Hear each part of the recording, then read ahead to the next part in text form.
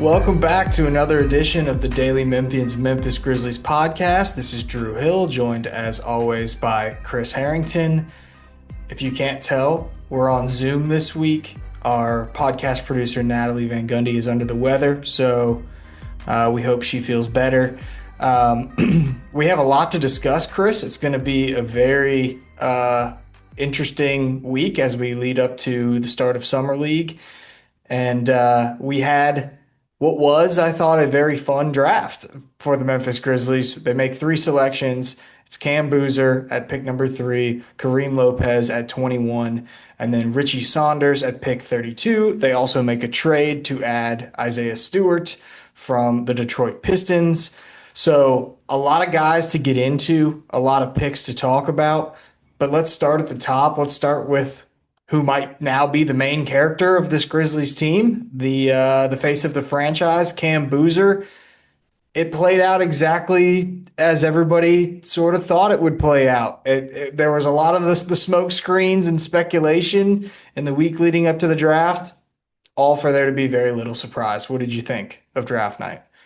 Well, my first reaction sitting there yesterday and looking at watching Cam Boozer being introduced was just to step back and say, Cam Boozer is a member of the Memphis Grizzlies. It took a lot of work to get to this point. They were 15-16 the day after Christmas. It took a village to bring Cameron Boozer, one of the most lauded basketball prospects in a generation, as I think Pete Pranica said, something like that, to the Memphis Grizzlies. And I think that if they win a title in the Cam Boozer era, that whoever is mayor of Memphis at that time needs to take a page from New York Mayor Zohran Mamdani and get up there and say, Lucas Williamson, you own a piece of this. Dariq Whitehead, this is for you. Toby Okani, you're still in our hearts. A lot of work went into bringing Cameron Boozer to Memphis. Don't forget Jack White. He might have had a role in getting Zach Edey to Memphis. It's funny. Adama Ball. Adama Ball. We were in the nosebleeds. We remember the Ryan Rupert triple-double. There will be a mayor of Memphis who will say, I was in the nosebleeds the night Ryan Rupert had a triple-double. And Ryan Rupert, you too helped bring Cameron Boozer to Memphis and this title to Memphis. That's what's going to happen at some point in the next 15 years. So I was in New York. I thought I would just give some background of the night. Yeah. Because I was at Barclays Center and I was there the day before. I got there on Monday and I was scrambling because the draft prospects were scheduled to begin talking at noon. And I think the flight to New York landed at LaGuardia at 11. So it was this mad dash. I told the taxi driver, I'll tip you well, just get me there to get to the media availability the day before the draft. And it was kind of an interesting setting on Monday because you had these three players that everybody was really excited to talk to, and that was Cam Boozer, Darren Peterson, and AJ DeBansa. And the media was sort of split up. You had DeBansa talking at 12:50, you had Peterson talking at 12:50, and then you had Boozer talking at 12:25. And so Boozer was kind of on this island by himself, right, in this fancy, swanky hotel in Midtown Manhattan. And it sort of led to this gigantic crowd around Cam Boozer because there wasn't the divide of half of the people are going to go to Peterson and half of them are going to go to DeBansa. It was just this massive crowd around Cam Boozer. He was the first to come in through the door. He sat down and he probably answered questions for about 20 minutes. But what struck me was that the questions went and he got asked a lot of the same questions over and over again because people were trying to file into the back of this media scrum. And so he just repeatedly was telling people why he thinks he should be the number 1 overall pick. He's just doing it over and over and over again. It felt like he answered some goofy questions about music and personality and that sort of thing. And then eventually the media sort of dies down and he's sitting there, and throughout the entire process, he just looked super comfortable. It was very evident that this is an 18-year-old, but he's very media trained and he's been in front of reporters hundreds of times in his life, whether it be the AAU circuit or FIBA or at Duke. And that was noticeable because Peterson doesn't look quite that comfortable in front of a microphone the way that Cam did in the moment. And eventually, Cam, when the questions died down and the media time wasn't over, he looked around the room and was like, "Come on, guys, this is tough. Like you can get you got more than this."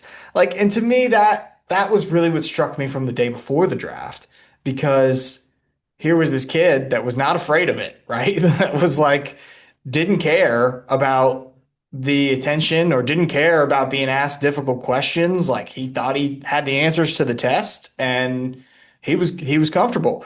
And so then about an hour later, Carlos Boozer was doing a charity event in the Bronx. So I went up to the Bronx and hoped to talk to Carlos.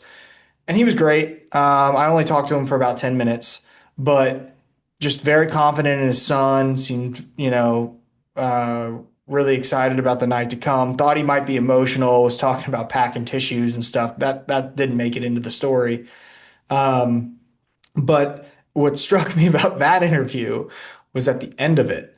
I was like, oh, I only have one more question because he was trying to get back to passing out groceries in the Bronx, and I didn't want to hold him up from doing the charity event for too long. And he was like, all right, well, I got to go back over there. Do you have anything else? And I was like, no, I think that's it. I asked everything. And he said, I have a feeling I could be talking to you tomorrow night anyway. Yeah. So that tells you they kind of knew like that this was the expectation that this was going to happen. They were excited about Memphis. Cam Boozer said it multiple times. He's excited to be in Memphis. Some of the hoopla that exists on the internet, I think, gets overblown. Like he's excited to be here. And I just thought it was a great night. Like he was after he got drafted, it was clear like in the as soon as the Grizzlies were on the clock after the Jazz pick, like he knew it was going to be him. And the thing about being at the draft in person is it kind of gets spoiled for you because the cameras just swarm the table of the player that's Right. about to be selected. Well, And if you're yeah, on social media also, like I don't even in the FedEx Forum room, the less exciting FedEx Forum media room, they had the draft on the TV. I almost never even looked at the television screen because I'm getting the information. I mean, the information's right. hitting me on my social media feed before it hits TV anyway. I think a lot of fans don't want it to be spoiled for them, Right, right, right. so they just purposely avoid the social media, which I Oh, get. oh, that's what I would do, but I don't have that But luxury if you anymore. bought a ticket to go to the draft, you paid money to be there. You almost had to like not pay attention to the draft room floor Right, because the cameras, and that wasn't every pick, but that was definitely the Boozer pick. Like there was four cameras. When the night started, the four cameras were on Wilson, Boozer, Debanza, and Peterson. By the time the Grizzlies were picking, all four cameras were at the table of Cameron Boozer. Like it was just you knew it was going to be him, and and he just looked impatient. Like he was tapping his foot. He was smiling. Dad was cracking jokes. Like they knew it was going to be them. So he gets picked, and there's like a hour plus long media circuit. Like I think I talked to Cam Boozer after the draft for the first time. Like maybe 5 minutes before the Grizzlies drafted Kareem Lopez. It was just like, it was probably pick 20 or 19 by the time Cam Boozer finally made it down to the media room because he had so many things to do with the league and, team media and all those types of things. But I did catch him in the hallway on the walk there, and the other thing that I just found interesting, and it just goes to show like this leadership team guy mentality. This is his night. He's the number three pick. He was super invested in where Isaiah Evans was going to go. Like if he was going to go in right. the first round, he was trying to watch the TV. He was asking questions. Has he been taken yet? Like I found that to be, uh, pretty telling of the type of player that the Grizzlies are going to get.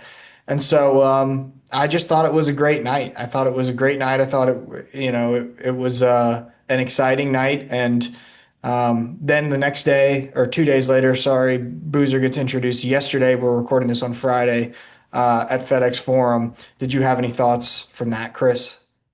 Well, other than what I'd said earlier about all it took to bring Cameron Boozer to Memphis, those press conferences are sort of ceremonial. To be the representational, which is sort of what I wrote about. The actual content of them is actually not particularly that notable. I thought that age is nothing but a number, right? So Cameron Boozer, if you didn't know any better, you would not have guessed that Richie Saunders is like 6 years older than Cameron Boozer, either from how they looked or like just their Yeah. demeanor, right? Because Richie Saunders had a very more of a bubbly, like he was a little taken aback, and Cameron Boozer was, to your point, because he's been through this, he's been this level prospect since he was like 14 or whatever, and his dad's an NBA player. He was very polished, and Kareem Lopez was not much older than Cameron Boozer. Also, English a second language. He speaks English very well, but he's a little more mild in his manner of speech, and probably didn't make as much of an impression. Now they're done with the podium. They're going to put on uniforms and start playing basketball. Yeah. I did go back and watch Ja's introductory press conference yesterday before the Boozer one because I mean, we think Boozer's the new face of this franchise, right? We'll see what Yep. happens with Ja. We can get into that later. Um, but they're very different, right? Because I asked Cam like why he's ready for that role, and his answer was essentially, I've been the best player on my team for a long time, and I went to Duke and I had all this attention on me. And I was one of the top players in my class in high school, and I had all this attention on me. And so like I'm ready to be out in front of everyone because I've been out in front of everyone my whole entire life. And that makes perfect sense. Now, does that matter in terms of how good of an NBA player you're going to be? No, doesn't matter at all, right? Like the NBA does not discriminate based on how good you were in high school. We know that. Yep. Um, but like when you contrast it to what Ja's press conference was like, and he was excited too, but more mild mannered, I thought. The questions for him was like, "This is such a life changing thing for you because you came out of nowhere and Right. you ended up in this position, and now you're the face of the franchise." And Ja's responses were basically like, I'm not going to let it change me, you know? Um, and so they were just very different. And that to me was striking. But again, it doesn't matter on the court. It's just an interesting thing to note when you go from a person that's been the face of the franchise for 7 years and is still around, but the future's uncertain, to this new kid that everybody's really excited about, that everybody expects is going to be the new face of the franchise. Let me ask you this. What is he going to, we talk about him as the immediate face of the franchise. Will he be the best player on the Grizzlies next Yeah. season? No.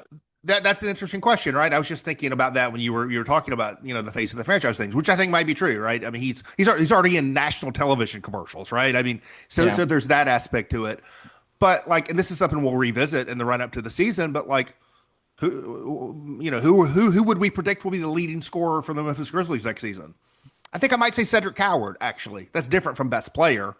Per minute impact, like if Zach Edey's healthy, like it's hard to look at what he did last year, right? So they're building a team, and it will continue to be built.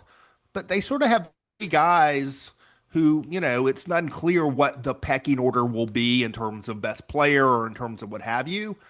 I think Boozer, in addition to being the highest draft pick and the guy who was the most celebrated player coming in, although Edey was the two-time, college player of the year, Boozer, I think, still a more celebrated player coming in. It's the range of what Boozer can do.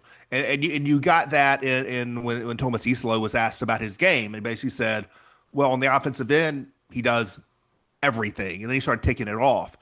And so whether Boozer's the leading scorer or not, whether he's the most impactful in terms of totality of the game or not, because there are some questions about Boozer on defense, there is a sense that he is going to be the hub of what they do. That the way they build their team, maybe on and off the floor, is going to be rooted very heavily in him. And that gets back to what you were saying about face of the franchise. Face of the franchise is not necessarily leading scorer. It's the guy who is the centerpiece, who is the person you identify with in terms of what the franchise is about. And I think you're right. I think that sounds like it's going to be Cameron Boozer. When you go to the NBA store in New York City, you're going to see number 27 Boozer Grizzlies jerseys on the Maybe, shelves. maybe. Well, maybe TBD on the number. We'll see. Yeah, we'll see You'll on the number, but you'll see Boozer for now jerseys. it's 27. which he said he picked because that was his mother's My volleyball number. advice would be to keep 27 regardless. You know, Right. It's a new era. new era. You know, the story about this is my another number my mother wore in college. That's great. I would just keep it, but you know, it doesn't matter that much. Um, I think you touched on my other question I had lined up was which was what will he do on the court? You know, he will be the offensive hub, you would guess. Yeah. They're going to use him in a lot of different situations. He'll play on the perimeter. He'll play on the inside. Um, you know, I would. You can go find the tweet. Adam Pike, friend of the podcast. Um, Isolo had mentioned the Synergy, which is a basketball analytics website, all the different play types that Boozer Right. was a part of. Adam Pike pulled it, posted it to X. So if you want to go see it, go check it out. I think it kind of underlines what we were talking about and how he's used in all these different ways. Um, so I thought that was And pretty maybe to cool. state the obvious, and you know, they'll get to training camp, and as Zach Kleiman said, you know, roles have to be earned, right? I think we all assume that opening night starter, if he's healthy, is Cameron Boozer at power forward. That was not the case with Cedric Coward. They slow rolled that for a few weeks before he got elevated there, even though he was older, several years older than Boozer. But I think our assumption is that Boozer's a day one. Yeah. Now we're going off course a little bit, but in addition to all that we've noted, I loved the confidence in the interview, in the introduction, because it really towed the line of like arrogance, but not without crossing it. You know, it Yeah, was like me and Zach Edey are going to be one of the best rebounding duos in the NBA. And I've always been the best player on the team. And I'm not saying I can just walk in and that's going to be the case immediately, but yeah. like that's what I'm striving for. That's what I think I am. And so I really liked the confidence. I think the way that he inspired it was meaningful. And I heard him say probably 4 or 5 times, we're going to surprise people. Like that's what he is. He said it at the introductory press conference. He probably said it 3 other times in New York. We're going to surprise people. So that's confidence. We'll see where the Grizzlies are, in the standings next season, but we know they'll be interesting. This is a team that became a lot more interesting after draft night. Let's go to the next pick, which is Kareem Lopez. We can circle back on Cam later. So the Grizzlies select him at 21. They trade down from pick Twice. 16. Yes, trade down from pick 16 with Oklahoma City. OKC selects Bennett Sturts. Then they trade down again from pick 17, which they had then owned with the Pistons, to pick 21. They pick up 5 future second round picks in the process. Why do you think they prioritized picking up? Well, actually, let me rephrase. What do you think actually happened here? And why do you think they prioritized picking up 5 future second round picks? Well, Zach Kleiman said that night, you know, they looked at all the possibilities, trading up, staying put, moving down. Presumably, you look at them in that order, right? My sense is that whatever trade up stuff they looked at was not didn't get very far. Um, I think the cost of moving up, whatever guard was their favorite guard, I don't think it was Braden Burries or Kingston Flemings who were the last two, right? So I think the cost of moving up to get whatever guard was their favorite guard was probably an enormous cost to get from 16 up to, you know, 5, 6, 7, five more than likely. I think that probably didn't get very far. And then at that point, there's a question of who was higher on their board than Lopez, and I don't know the answer to that. But guys, I think I would suspect maybe would be a Merez Johnson, maybe a Hannes Steinbach. These are guys who were off the board by the time you get to that point. And so by the time their pick comes up, I think a lot of people were focused on those guards. And I think what is clear, it's clear in what they did, because all 4 of those guys were the second tier guards were all on the board. Bennett Sturts, LeBaron Philon, Ibuka Corey, and Christian Anderson. They're all on the board. They could have had their pick. And all the mock drafts had them taking one of those guys. It's clear they weren't that interested in those guys. Doesn't mean they didn't like any of them. They may have liked some of them more than others, but they were clearly not heavily enamored with any of them and did not see any of them as a clear, as a big leap past all the guards they already have. And so at that point, you know, I don't know whether Kareem Lopez was the top guy on the board at 16. I suspect he was. But at that point, you're not interested in these guards, and that's who the other teams are interested in, and they're trying to trade up because you think you're going to take one of them. Now you can move back and probably get the guy you would have taken at 16. So that explains the move. It's a great move if you got the guy you were going to get anyway, which I suspect is the case. The question is that the guy you should have wanted? I mean, we'll find out over time. Another thing I take out of it is that, and this is not just the Grizzlies. You look at the guys who went lower than expected. The guy I would have taken at 16 is probably Cameron Carr. In fact, a friend of the pod, Keith Parrish from Grits and Grinds, texted me after the Miami pick at 13, Milwaukee pick at 13, when they took Nahum Mint, and said, "Who do you want for the Grizzlies?" And I said Hannes Steinbach, and then he went 14 to Charlotte. I probably would have taken Carr, but Carr went lower than expected. LeBaron Philon went lower than expected. The guy you mentioned earlier, Isaiah Evans, got pushed into the second round. What do these guys have in common? Pretty thin, the pretty skinny dudes relative to their height. And I think the Grizzlies were clearly putting an emphasis on strength.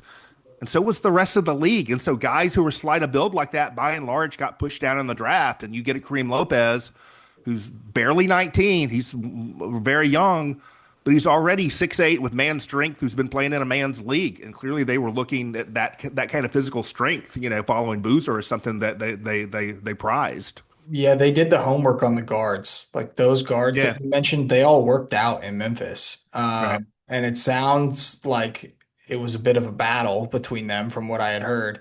But then you also had heard the day before the draft on Monday, like I was just asking people, how'd your workouts go? And like just trying to see if anybody would just bring up the Grizzlies without me specifically bringing up the Grizzlies. And two players went for it, and it was Dalen Swain and Alan Graves, who both did not go to Memphis. I don't know the answer to this, but usually when these players come work out in Memphis, it's not individual. They're like competing against other Yeah. players of the same position. I do wonder if maybe I Lopez was part of that group. That wouldn't be could surprising be. to me. And I wonder how that went because it sounded like whatever that workout was a battle like between those guys. Well, we used to be able to go see the workouts, and it was great.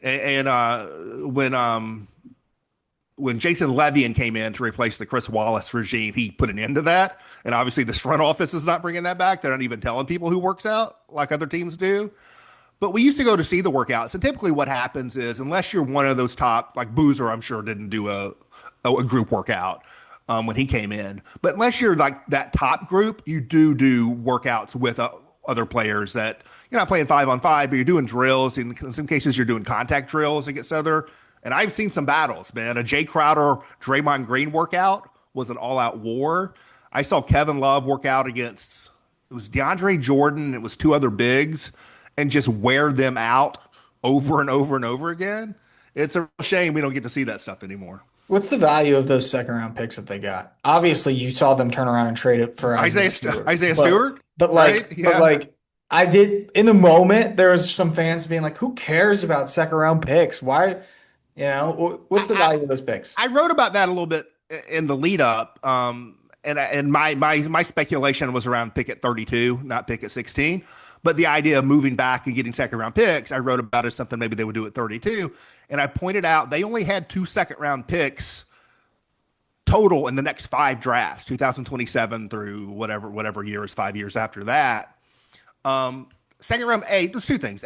You can find players with second round picks, as the Grizzlies have over and over and over again. Cam Spencer and Gigi Jackson and Jalen Wells, and over and over and over again, they found Dylan Brooks. They found players with second round picks. But the other thing is they're units of currency that are used all the time. And two classic examples on this roster. When they traded up from 16 to 11 for Cedric Howard, they sent a first round pick, but they needed a little extra sweetener. They sent 2 seconds. That got the deal done. And then this week, it's weird that it's the same 3 picks. And my understanding is that it was not a related deal, because you look at that and you think, why are those picks involved? Why didn't they just get Isaiah Stewart for trading back from 17 to 21 from Detroit? And apparently they did the deal to trade back to get the 3 picks. And then the Stewart thing didn't really happen until the next day. and then Detroit ends up getting the same picks back. So separate that out. 3 second round picks. This was the sweetener you needed to get Isaiah Stewart. So 5 second round picks went into putting Isaiah Stewart and Cedric Coward on this roster. So those picks do have value. Yeah, before we go all in on Isaiah Stewart and Richie Saunders, let's finish up with Lopez Yes. here. He's an interesting player for a lot of reasons. Yeah. I'm not going to pretend like I watched a bunch of NBL tape. I have more Hey, familiarity with the college guys. I did 10 minutes on YouTube. I said There you before the go. draft, I said before the draft when I did my ranking stuff that Kareem, as of all the first round prospects, was the one I had the least settled opinion on by far. I felt the same way. Yeah. But uh, from what I've been able to sort of listen to and gather since the draft, there's confidence that a player that has been playing at the professional level for so long, even though the numbers aren't like the box scores don't jump off the page, like it is production in a professional league, and it is production in a professional league at 19 years old, and that typically will translate. And Yep. so I think he might be a little bit more of a project than even Richie Saunders, I Yeah. guess. Oh yeah. Even though he's coming off an ACL, but he's got a strong frame. He's a big dude. That was the first thing I noticed in New York standing next to him was this guy's pretty daggone tall. Like he's the same size as Cam Boozer, not thick, but like tall. And you know, he's the type of player that I think if he can develop a jump shot, the other stuff he can do is going to help you. And so I think the hope is that he develops into some sort of key role player for you. I don't know if he's got like superstar written on him, but Yeah. because of the athleticism, but he has the tools in the toolbox to build to something that can really help the team. I heard an interesting comment about him on a draft night podcast. I think I was even listening to maybe in the car driving home from the draft, and I can't remember who it was, or I would give them credit. But they pointed out that his physical dimensions, height, length, and then like just the solidity and weight, his strength or apparent strength, like that whole package, is roughly similar to someone like OG Anunoby. Now, he is not the defender, that's not close to the defender right now that OG Anunoby is, but he's also just turned 19 years old. So it's sort of like that ball of clay, right? That big, sturdy combo forward wing with a strong frame and a long wingspan. That's sort of a ball of clay. And what are you going to turn it into? There's lots of guys like that who don't become good NBA players, and there's some that become OG Anunoby. And so, like, who knows what it'll be? But that's the kind of player who, if you can sculpt them into, a good contributing NBA player, has a lot of utility and can help you in a lot of ways. Yeah, it's like he's got indicators, but not the Yeah, stats, that's right. right? Like he's not a consistent 3-point shooter, but he has a pretty good percentage from the free throw line, and he's pretty skilled at getting into the mid range and making some of those shots in that area, which indicates he could become a good 3-point shooter. He's not a consistent defender, but his steal rate's really high, right? Right. He's not like this explosive athlete, but he can be disruptive. And so it's like, what sort of consistency will he build to? Because that will ultimately determine how good of a player he ends up being. It was a little bit of a swing pick, and I think you're okay with that at 21 after trading down a couple of times. Yep. We got to do Richie Saunders and Isaiah Stewart still. Richie Saunders, first of all, the Grizzlies pick him at 32. The contract thing will be a question, which we can talk Yeah. about. But given the fact that early in the second round, you see a lot of teams trade out frequently because those guys typically end up getting guaranteed contracts, and teams don't want to spend on players in that range very frequently. Somebody has to pick there. The Grizzlies use the pick on Richie Saunders. We'll see what happens. Like the roster is so loaded up, especially in the backcourt, that they he could go on a two-way. Maybe there's space to add him to the main roster. Here's what we know. At pick 32, the Grizzlies want this guy on the team. So I expect he'll be on the team in some capacity. He is recovering from a torn ACL, so he won't be It, playing in Summer League. yeah, it's somewhat similar at a higher level and with potential outcomes in terms of the roster, but it's somewhat similar to the Jemai Mashak thing last year, where they took Mashak with some understanding, and my guess is there's some understanding here that the route to the roster is uncertain. That there are different ways it can go, and we'll figure it out. There's a level of comfort with like waiting to see which way it's going to go.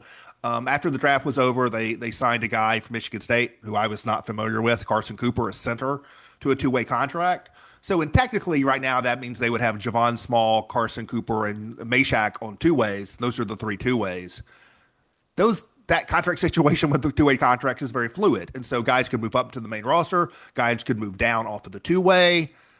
I think they'll just see how it plays out. It wouldn't surprise me if Richie Saunders made the 15-man main roster. It wouldn't surprise me if they came to some mutual agreement to let's start out on a two-way and then you could rehab and we'll take it from there. I think it's open. I think it could go different ways, and I suspect that they have a level of comfort that that everyone's going to work together to figure out what's best for him and the team going forward. But they absolutely want him on the team. He's going to rehab in Memphis. And the thing about that injury, it's a serious injury, but it's not 1997 anymore.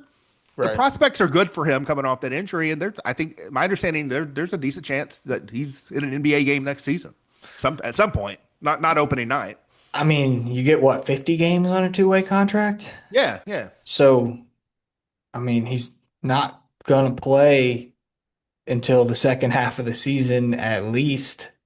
right. So you can use all 50 games on a two-way. I mean, yeah, we have to wait and see what happens. Like they have a logjam in the backcourt right now that they're gonna have to sort out as we get to free agency and further into the offseason. Depending on how that shakes out, could make the contract thing be more Yeah, clear. In terms of the player that they're getting, he seems to be a little bit of a goofy guy. He's got a little yeah, John Conchar in him. yeah. I thought I saw That's good for Anthony a locker Sane room, said though. something about that, and I got a good laugh out of that on Twitter. Um, but he has some fire to him in maybe a way that John didn't on the court. Like he's got an attitude, which I think the Grizzlies were sort of looking for, and he's He's got a more size. he's also a more aggressive shooter, Oh yeah, than Conchar was. he I won't don't be know an if offensive rebounder. he Like doesn't have the magic rebounding sense. Very few people on the planet have the magic rebounding gene that John Conchar has. Shout out to Jetty. But there is some of that like gritty role player. Guy's just going to play good team basketball, is going to fit into lineups and, take it knock down, more so open shots. And that's the kind of guy, somebody who I've seen him get compared to is like Max Strus of Cleveland, who's a guy who like had to sort of work his way up a little bit and suddenly is like, has been like a key role player, knocking down shots for multiple really good teams. Like that's the kind of thing that, that's like an upside outcome mhm. for him. That's not that hard to imagine. No, it's not, and he's really good off the catch too, Yeah. which matters, especially when you have all these point guards. Like I know he played point guard a decent bit at BYU, but I think he'll probably play more off the ball in Memphis. And yeah, I think he's at least a character, right? He is a personality, the great grandson of the inventor of tater tots. Yep. So it'll be fun to have him in the locker room at Summer League, even if he isn't on the court, because he What does seem like a great interview. speaking of that, I mean, they have a lot to work with from the concession standpoint this year. I mean, we're going to get some a beef stew tater tot combo. I mean, is there going to be a boozer special at the I bar? mean, come on. We got a lot of stuff to work with here. I was my wife actually, funny enough, like she wasn't really following the draft, but she said, so who did the Grizzlies get? I said, booze, beef stew, and tater tot king. Yeah, yeah, yeah. And she was like, what? And I was like, yeah, they're building out their menu, you know? Um, which is so great. I love it. Okay, Isaiah Stewart, and it takes everything in me to not say Isaiah Jackson, and I don't know why I always do that, but Isaiah Stewart, um, I think a good cultural fit for this team, Yeah, an entertaining piece on this team, a great rim protector. I thought the move of the draft outside of getting Cam Boozer, which was really the lottery, right. it was.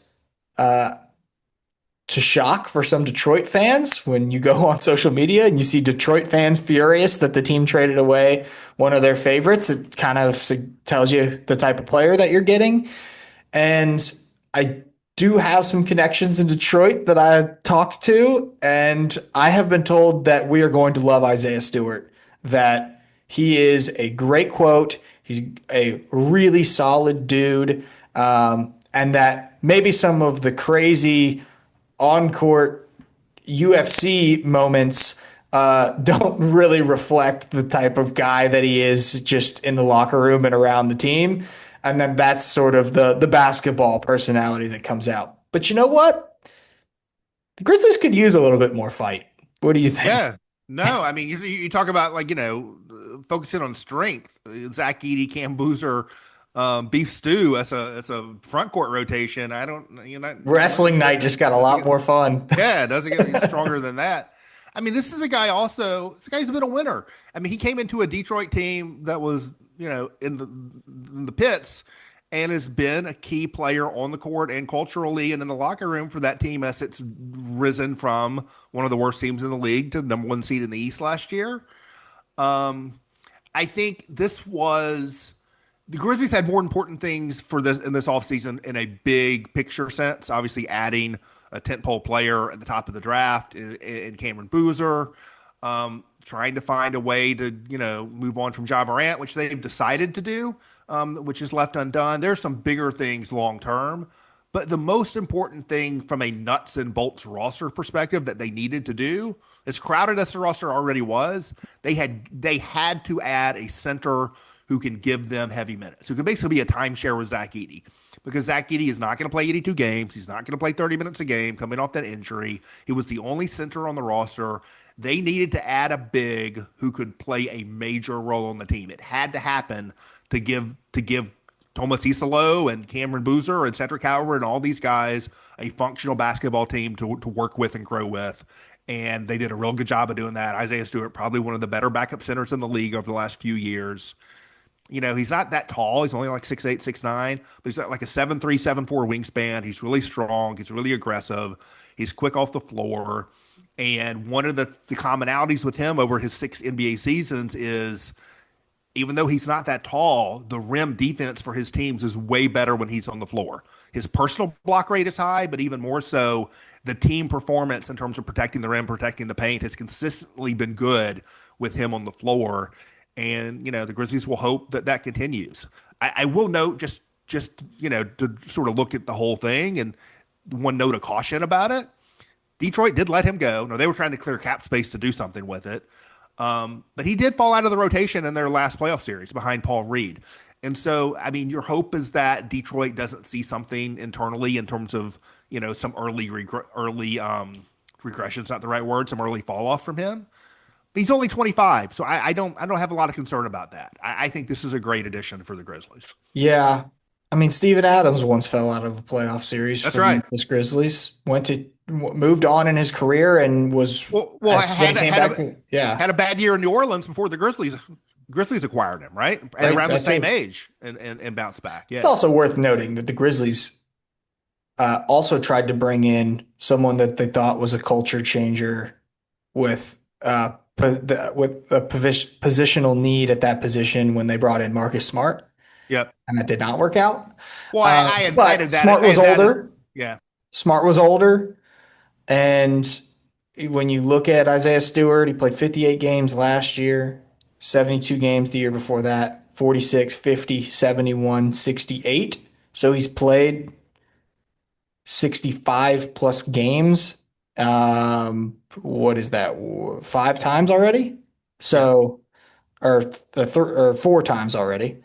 So, I mean, you got to stay healthy, but I think that it's a great addition too. I would echo everything that you just said about the rim protection and the physicality. I do think, and I don't know how much in this pod because we've already gone pretty long.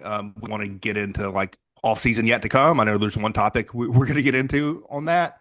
I don't think it is imperative, and the roster is already overcrowded. I think it would be preferable for the Grizzlies to add another true center to the roster. They got two now with Edie and Stewart. If you're rolling it out today, who's the third string center? Taylor Hendricks probably. Because the reality is Edie is going to miss games. Stewart, even if things go well, will miss 10 or 15 games. That's pretty normal. Um, you hope you don't have a lot of games where they are both out, but you will have a lot probably have a lot of games where one of them is out, which means they need a third string center to effectively be a second string center on a lot of nights. I don't think that player's on the roster. If I were the Grizzlies, I would want to add one more true big to this team. Um, okay. Real quick before we get to Ja, the other thing I noted from the press conference was I liked because first of all, they talked a lot about this team trying to build an identity. Clearly, the identity is that this team needed to be tougher, that they Yep. want tough guys and they want smart guys. And that's what they went for in the draft. That's why they added Isaiah Stewart. And so you can see that vision. What they're saying aligns with what they did. Yep. Um, I also did take note because I think one thing that the Grizzlies, the last era of the Grizzlies kind of got away from was being a team that people in the city can identify with at all times. And I don't necessarily think that by the end of it, with all the injuries and the way that it sort of played out, like the grit and grind teams, people identified with so strongly in Memphis. And I wasn't Right. here for that, but you were, so you can speak to that. And Islo said it himself, like we need a team that this community, we're trying to build a team that this community identifies with more. Do you have any thoughts on that? Like I thought that that was, I circled that in terms of one of the interesting things said. Yeah, my thoughts are probably a little counter. I don't. I think it's an easy and popular thing to say, and I think people in the organization say it because they know it comes off well in a press conference, Yeah. and not that they don't mean it, but I don't. A a every city in the country thinks they're a hardworking blue collar city who identifies with hard work, like everyone, Yep. um, like San Francisco. Maybe not LA. I bet I mean they're gonna be Okay, yeah, showing I'll give you LA. they're gonna be showing pregame videos of like of like the taco trucks and the guys getting up early and like getting the day started, and everybody has that, right? If San Francisco, it's good with the dock workers or city of dock workers or whatever. Everybody does that. Um, and I do think they're pursuing toughness, physical strength and toughness, physical and mental. I don't think they're doing that primarily because they're trying to rebuild grit and grind, or even primarily because they think that's what the city identifies with.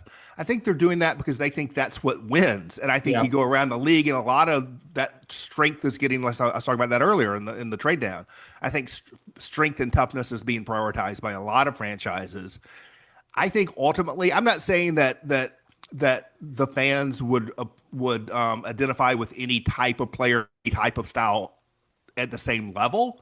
But I think fans find a way to identify with winning Yeah. in whatever form it takes. And so I think that's ultimately what it's about. If you build a winning team, people will like your team. Yeah, no, that's right. That's 100% correct. The other, I guess, it was a working team, I think was the term that Isolo used, but he also said like a team that's like kind of more in it together, where it's about the collective of everybody more so than the individual talents. Yeah. And we'll see how this thing plays out. But listen, the last era of Grizzlies Well, basketball was driven by its star players, by Ja Morant, by no, Jaren Jackson, by Desmond Bain, that's right? right. And it wasn't necessarily driven by the collective of the team. I think that's where things are changing maybe a little bit more. What? No, you make a great point. I was about to make a similar point. Desmond Bain, by the way, would fit in great with what they're doing right now. Yeah. I mean, who's stronger at that position than Desmond Bain, right? Um, I think this is what they want philosophically. I also think they were extraordinarily fortunate that the best talent available to them with this highest pick, because you're going to take the best talent, period, to your point. Like, things derive from your best talent. You have to take the best talent, period. It so happens that the top talent available to them perfectly fits this philosophy of what they wanted anyway, right? What they were already doing was Zach Edey and Cedric Coward and guys like that. I mean, it's just a great. Everyone saw it immediately when the lottery happened that, oh, Boozer to Memphis, this is perfect. It really is. I mean, if they had if Darren Peterson or AJ DeBance had been third, that's who they were going to take, right? even if that doesn't fit this philosophy we're talking about. It just so happens that the best talent fit the philosophy they wanted to do anyway, and that's what's so great about it. Yeah, no, I 100% agree. Okay, Ja, he was not traded at the draft. No. It seems like, based on reporting, options are more limited now. Do you have any thoughts on that? I'm not sure it's quite as dire as the market appears to be, but it still seems like the Grizzlies are going to have a hard time making a deal happen. The game of musical chairs is still going. The offseason is only barely begun. Like the post draft, there's always already been some major trades, obviously, but like the technically like the start of the official offseason is still a few days away. Next Tuesday when free agency starts. There are still some big names have moved, like Giannis Antetokounmpo and LaMelo Ball, who maybe we're talking a little bit later in a job. But there's other big names in the rumors, right? Jaylen Brown, people think is going to get traded. Kawhi Leonard, people think might get traded. If you're big game hunting out there, like you're looking at those guys first, just like you were looking at Giannis first. So there's a lot of trickle down maybe still left. At some point, teams that were hunting that quote unquote big game will come up empty and they'll look around and they'll have to make a decision about the level of risk they want to take on with other players who are available. There's some interesting stuff out there. There's clearly right now no individual team anyone would look at and feel with any kind of confidence, oh, they're going to make a deal for John Morant. There are still a handful I would look at and say, I can see that happening. Whether it will or not, I don't know, but I could see it happening. Here's the thing. This isn't because of the lottery rules, this is a different NBA, Yeah, right? The bad teams are not going to be like, no, cool. We're actually great with being bad. that's They, right. they can't do that anymore. So That's right. that just naturally has to expand some options. So, yeah. And I know Brian Windhorst said, the thing was circulating yesterday, well, it's a 2 year deal and that's a problem. It's certainly a bigger problem than if it was a 1 year deal, but it is a 2 year deal. It's not a 3 or 4, like De'Aaron Fox is for a bigger number. And so I think, you look around and like, I think there's less risk with someone like De'Aaron Fox, but there's also, it's a 4 year deal worth more than 200 million. Ja's a 2 year deal that's like 87. There's a lot of risk in 2 years, 87. But if you're a team, again, like you mentioned, teams that probably won't be good next year, teams like Chicago and Brooklyn, there's been no reporting of them being interested in Ja, but they don't have star point guards. I mean, Brooklyn just drafted Mikael Brown Jr., but he's not going to be an all-star point guard next season. Those are teams that have lots of cap space, those are when I say there's 5 or 6 teams I could imagine maybe I could see the path, like those are among them. But there's clearly no solid reporting from anywhere right now of a team taking a hard look at John Morant. What's the more likely eject button on the John Morant situation? That he just stays on the team next year or that there's some sort of buyout?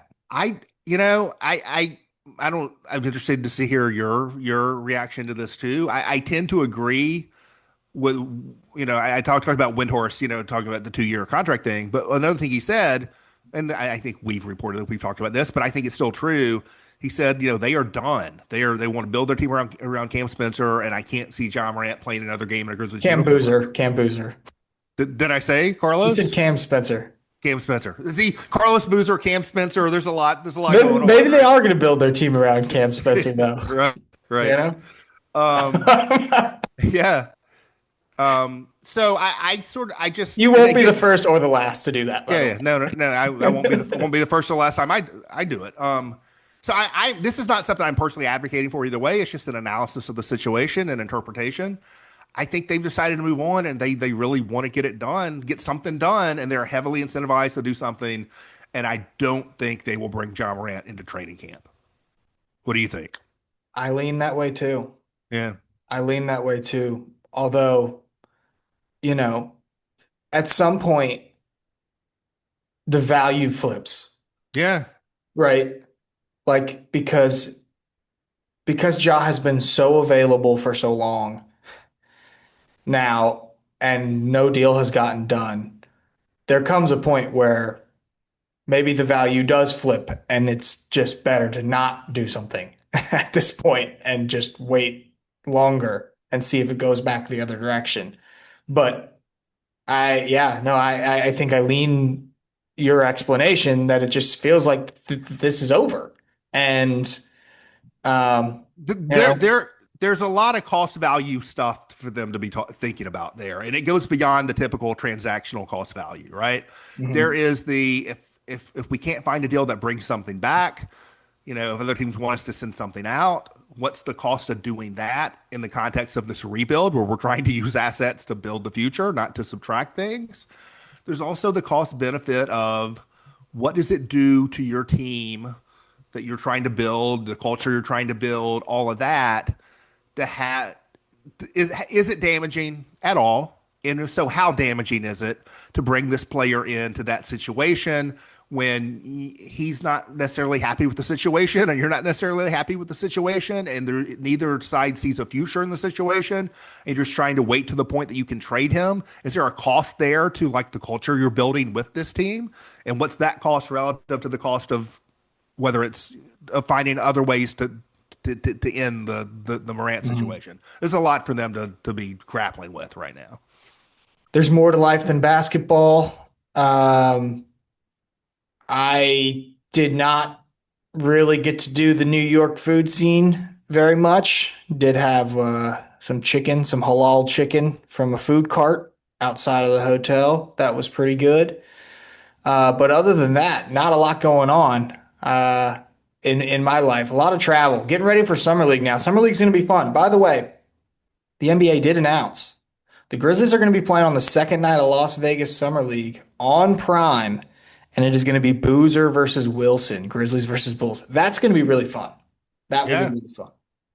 But that's what's going on over here. Anything with you? I wish I had more interesting things to say. I've been so NBA consumed the last week. I haven't read a page of a book. I haven't watched a movie in the last several days. I haven't watched an episode of a TV show. I am in Memphis. My parents moved. They moved literally less than a week ago. I came in right after they had moved in. So they moved from just past the Germantown border to over around Audubon Park, which is more like the part of the city where I lived when I was in high school a little bit, more that general area. So I'm happy to have moved back in a little bit when I'm here. I'm sitting in my dad's office. I got to break in their kitchen. I was the first person to cook. I had everybody over, my brothers, their families, my little nephews. I grilled a bunch of chicken, made some French style potato salad, no mayo in that, some roasted broccoli, some lemon icebox pie. So I broke in the kitchen. I'm here in Memphis. I gave a shout out last week to my friend Adam Remsen, Memphis's own, who had Yeah. won, I think, Shout him out four. again. Shout him out again. I think he won 4 or 5 Jeopardy matches in a row when we recorded last week. He won his 10th in a row on Thursday. We were at FedEx Forum while it was being broadcast. 10 in a row. And official Jeopardy lingo, that is called a super champion when you win 10 in a row. He is now a Jeopardy super champion. He will be going for 11 in a row as we record on Friday. He will be going for 11 in a row on the broadcast. I don't know whether he gets it. He has not told. You're not supposed to tell. I got a feeling he does though. Uh, Adam, if you are listening, which I doubt he is, Yeah. we were very invested in the Grizzlies media room watching Jeopardy He during the went for a introduction true stuff. daily double. He had I $10,000. He said, know. "Let's make it a We true daily double," gasped. and belt it all. I did. I gasped. It was like I was sitting on the couch and Jalen Brunson pulled up from 35 feet. It felt the same way. Anyway, congrats to Adam and keep it going, dude. We love it. It's so fun. Okay, we'll be back next week talking Grizz, but for Drew and for Chris, we're out of here.